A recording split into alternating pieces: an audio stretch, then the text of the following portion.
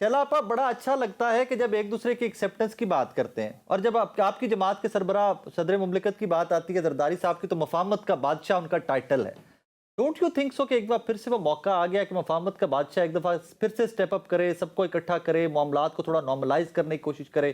What is People's Party take on that? اچھا دیکھیں، بہت اگر آپ نے 27 دسمبر کا جلسہ سنا ہو تو جی چیئرمین اور پریزیڈنٹ جی دونوں نے طریقہ بتایا. چیئرمین نے کہا کہ ظاہر ہے ہماری کریڈیبلٹی ہے، کوئی مانے یا نہ مانے، کوئی فرد واحد مانے یا نہ مانے، ہماری کریڈیبلٹی ہے اور ہم نے قید و بند سہ کے بغیر کسی جرم کے کریڈیبلٹی کو ثابت کیا ہے. وہ کسی کے بھی دور کا میڈیا ہو، مشرف کا ہو، نون عدالتیں ہوں، مشرف کے دور کا ہو، نواز شریف صاحب کے دور کا ہو، عمران صاحب کے دور کا ہو، ہر دور کی عدالت کو فیس کیا ہے اور سب کو پتا تھا کہ یہ فیک کیسز ہے. اور این آر او میں 8,040 کیس تھے، لیکن صرف زرداری صاحب پہ کیس چل رہا تھا. لیکن جہاں چیئرمین نے دعوت دی ہے کہ اور کوئی سزا نہیں ہوئی اور اس کے علاوہ 13.5 سال کی جیل ہو گئی مختلف ادوار میں، تو اب ہمارے پاس کریڈیبلٹی ہے، ہمارے کوئی کنوکشن نہیں ہے اور ہم ثابت قدم ہیں، ہم جیتے ہوئے لوگ ہیں، ہمیں کوئی فارم 47 نہیں کہہ سکتا.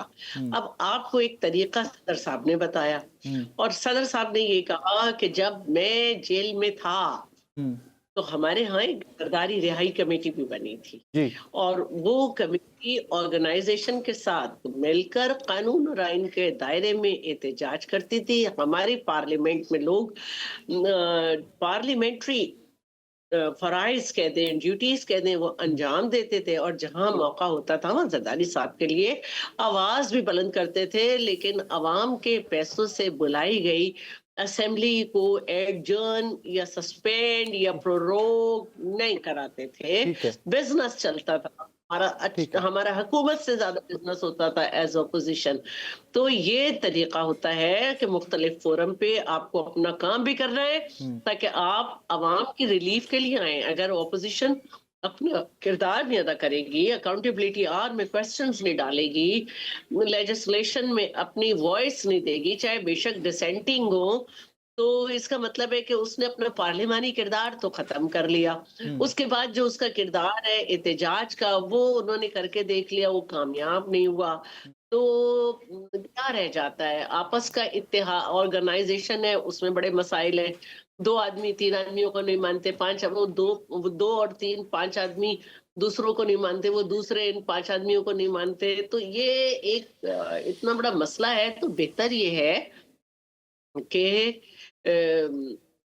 یہ بات جب آ رہی ہے کہ اچکزئی صاحب کے اور اس کے پاس مینڈیٹ ہے تو علیمہ صاحبہ کہہ رہی ہیں کہ مذاکرات کرنے والے ہم میں سے نہیں، تو بہتر یہ ہے کہ ایک ٹویٹ بھی تو کر دیتے ہیں نا، وہ ایک زہریلا سا، تو وہ ایک ٹویٹ کرتے ہیں جس میں سب کو سب کی ذمہ داریاں اپنی پارٹی کی بتاتے ہیں.